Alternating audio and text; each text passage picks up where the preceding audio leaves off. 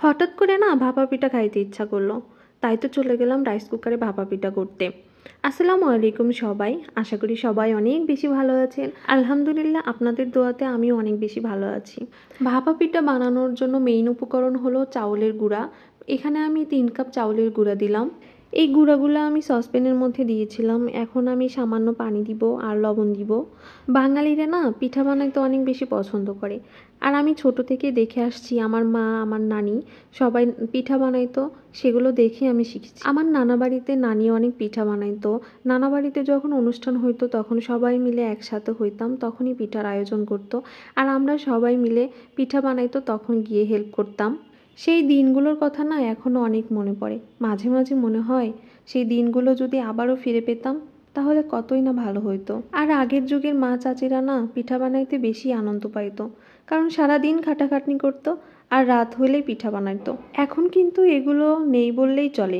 আমার কিন্তু প্রচণ্ড শীতে গরম গরম ভাপা পিঠা খেতে দারুণ লাগে। শুধু আমার কথা বলছি কেন, অনেকেই গরম গরম ভাপা পিঠা খেতে পছন্দ করে।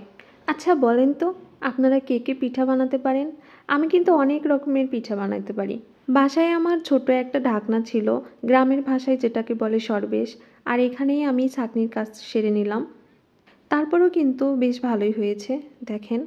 এই তো তারপরে আমি পিঠা বানাবো। আর ভিডিওর শুরুতেই আমি বলেছিলাম আজকে ভাপা পিঠা আমি রাইস কুকারে বানাবো।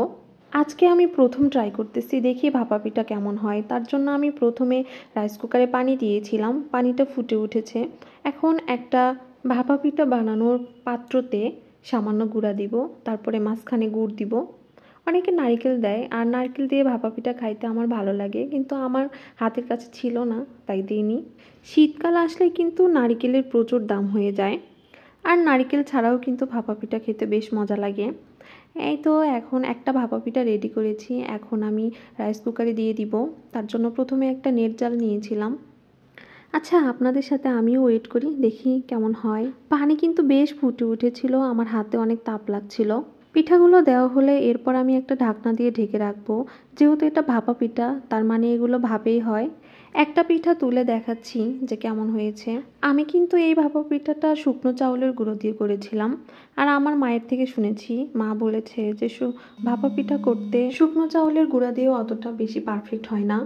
আমার মা বলেছে যেদিন চাউল ভাঙিয়ে নিয়ে আসবো ওই দিন নাকি ভাপা পিঠা করলে ভাপা পিঠা অনেক ভালো হয়। আমার কাছে শুকনো চাউলের গুঁড়ো ছিল, সেটা দিয়েই করেছি, তারপরেও মোটামুটি ভালো হয়েছে। আজকের ভিডিওটা এই পর্যন্তই। সবাই ভালো থাকবেন, আমার জন্য দোয়া করবেন। আল্লাহ হাফেজ।